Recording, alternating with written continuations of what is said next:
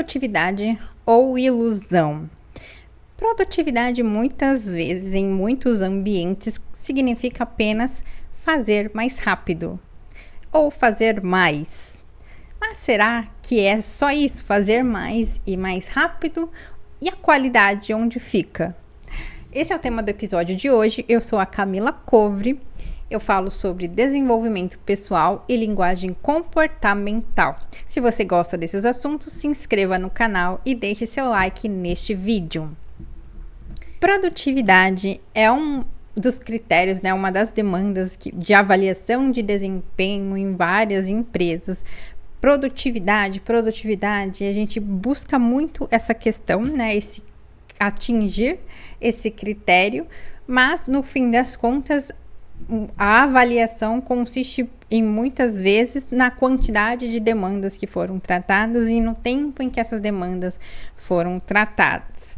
E o detalhe de como essas demandas foram tratadas ou até mesmo se gerou retrabalho ou não entra nesse critério de produtividade. E aí entra um outro dilema, né? Quando apenas quantidade e agilidade são critérios, tudo vale, né? Tudo vale para tratar mais rápido e para tratar mais, mesmo que sejam as mesmas demandas sendo repetidas e ninguém tá olhando. Quem já sofreu essa dor quando estava ali no dia a dia, você era a pessoa que estava tratando as demandas e entrava o famoso retrabalho, mas não era retrabalho das suas próprias atividades, que também não deveria, mas em situações específicas pode acontecer, mas se é você mesmo que está tratando o seu próprio retrabalho, o problema é um pouco menor.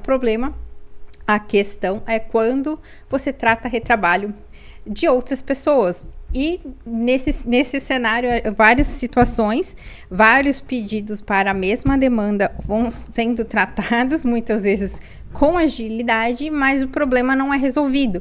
Então, várias situações, vários apontamentos para aquele mesmo problema, e é feito ali algum ajuste, qualquer que seja, superficial ou até um pouquinho mais elaborado, mas não está olhando de fato para a causa raiz, até porque a causa raiz, se for avaliar com o senso crítico necessário, vai levar mais tempo do que a produtividade pede, e aí fica aquele dilema: tratar rápido ou tratar certo, né? Qual que é a prioridade? Tratar rápido ou tratar certo? Lógico que, dependendo de pelo que você está sendo avaliado, compensa você tratar uma demanda em 10 solicitações diferentes, uma atrás da outra, uma por retrabalho da outra, do que você gastar ali um tempo maior tratando uma vez só, mas tratando de uma forma que solucione para que aquilo não volte a acontecer. Não é um cenário fácil de acontecer e possível até de fazer hoje na estrutura de muitas empresas que eu conheci. Não é um cenário ideal, aliás, é um ideal, mas não é factível pegar uma demanda e ficar nela até a solução, mas não é ficar nela e ficar parado, né, esperando o tempo resolver, mas realmente buscando todos os recursos necessários e ciente de que ela não foi resolvida, do que simplesmente criar ali algum espantalho, alguma coisa que pareça que vai dar uma maquiada na situação para dar vazão à demanda. Não vou dizer que nunca fiz esse tipo de situação, embora eu sempre tive consciência de que não era o cenário ideal. Eu recebi as orientações, eu aceitei as orientações, mas eu sabia que no fundo tinha coisa errada e eu sabia que ia voltar. Até acredito que eu já devo ter falado em algum episódio sobre retrabalho em que tinha um cliente específico em que a comunicação com ele era eu tentava ir por um caminho na comunicação com ele, falando que não era o melhor cenário para o processo e tudo mais, só que ele tinha ali um comportamento que ele exigia, né, que fosse do jeito dele, e conforme eu fui pegando o jeito dele, eu já sabia que precisava acontecer do jeito que ele queria primeiro, para depois ele acatar o jeito que eu tinha sugerido e que eu já sabia que que seria o melhor cenário naquele contexto.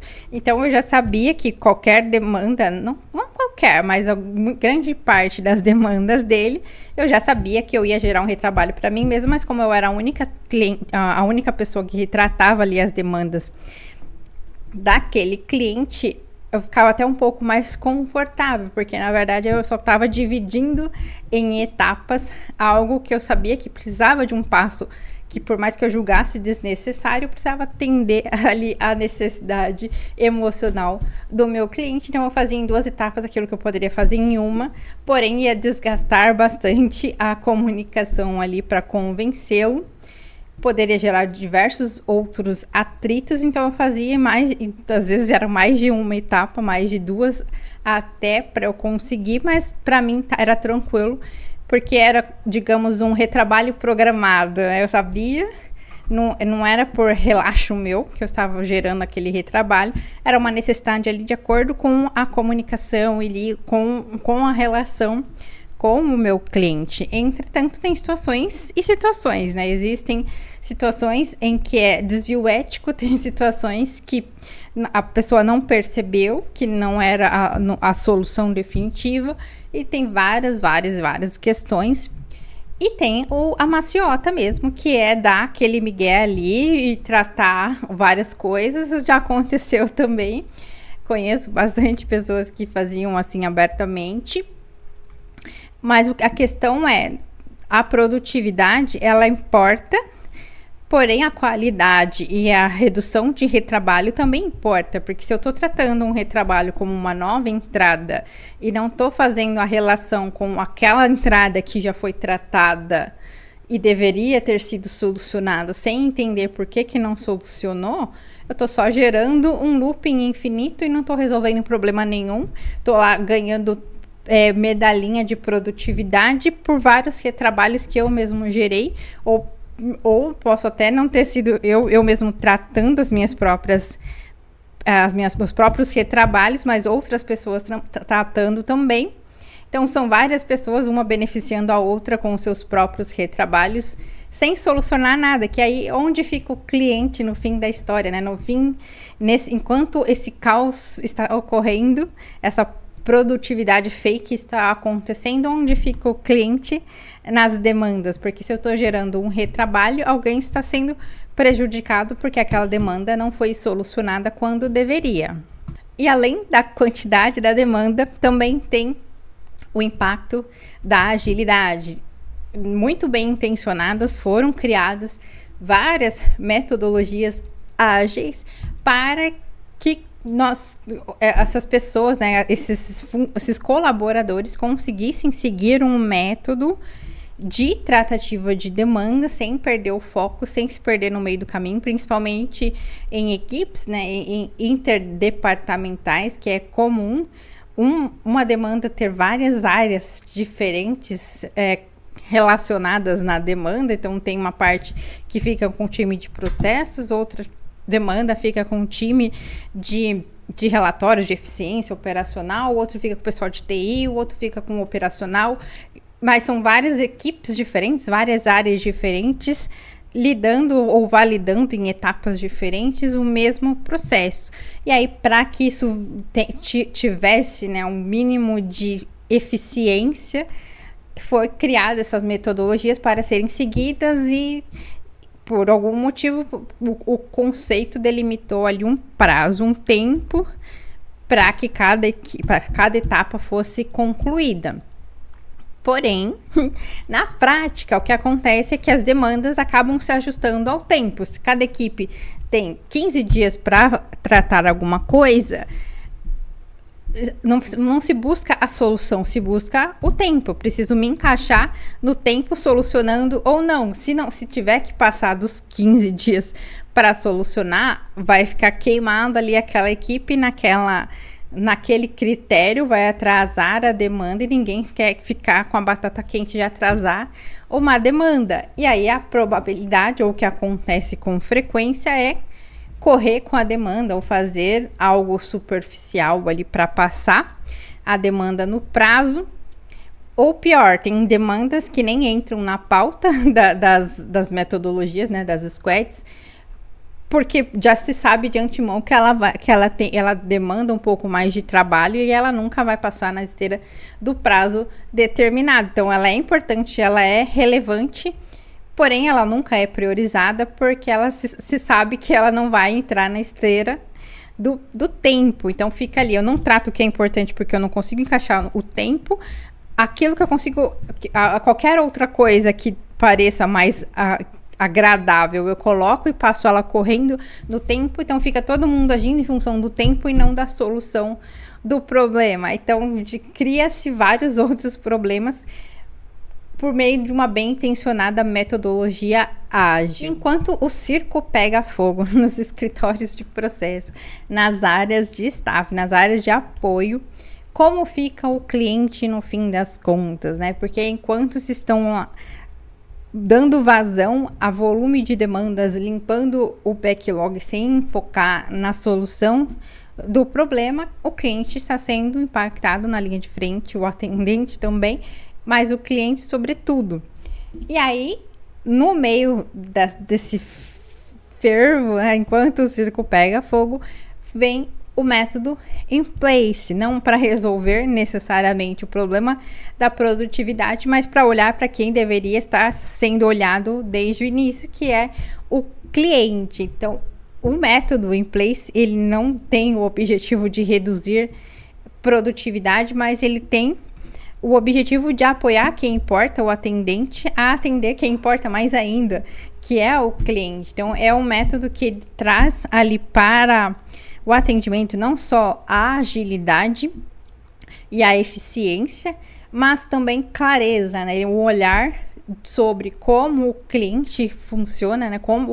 O que o cliente realmente precisa, como ele precisa ser atendido naquele momento do contato e dar todo o apoio junto com a inteligência artificial para que o atendente consiga dar esse atendimento para esse cliente no momento do atendimento. Metade das suposições que geram atritos nos escritórios de processos, que geram demandas sobre a necessidade da personalização do atendimento, a necessidade de entender como o cliente funciona, como agradar o cliente, tudo isso são iniciativas que estão lá dentro desse backlog de demandas que estão sendo passadas na esteira, e ao entender ou incluir o atendimento pelo método in place, muitas dessas barreiras, elas até deixam de ser importantes, então já vai dar uma baixa no backlog, porque deixa de ser uma necessidade real do cliente, né? E dá para entender qual que é a real necessidade do cliente, né? Deixa de ser um problema para ser tratado e passam a enxergar qual a real necessidade do cliente, enquanto tem ali um recurso apoiando o atendente a falar o que precisa ser falado e gerar um pouco mais de satisfação para o cliente no atendimento, sem parecer desumano, sem parecer robótico. E estão precisando dizer tudo o que precisa, né?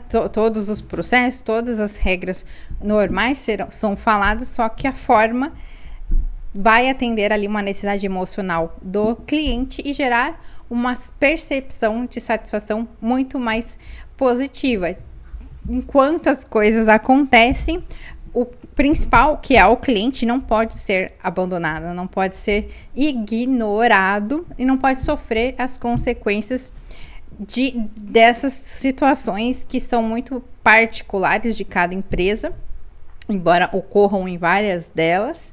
E o cliente não tem nada a ver com isso, e o método in place, ele só foca no cliente que importa, que é o que todas essas pessoas deveriam estar focadas no cliente. O método in place chega para isso, para apoiar quem realmente importa. Então, se você quer que a sua empresa tenha um método que é focado 100% no cliente e ao mesmo tempo reconhece a necessidade do seu atendente de falar o que precisa falar da forma necessária, entre em contato. Aqui na descrição do vídeo tem um link em que você pode preencher para participar do piloto de modelagem do método in place, em que ele pode ser ajustado às suas necessidades. Tem o método padrão que funciona para todas as empresas E o método particular, né? O especial, a parte que depende muito da realidade do seu negócio, e essa modelagem depende da sua participação. Então, se você quer participar, se inscreva no piloto. Tem vagas limitadas, sem custo nenhum. Claro, vai ter a disponibilidade do seu tempo, do tempo dos seus recursos, né? Dos seus colaboradores, mas os ganhos são infinitos e nós vamos juntos desenhar o melhor modelo, o melhor método para a sua empresa.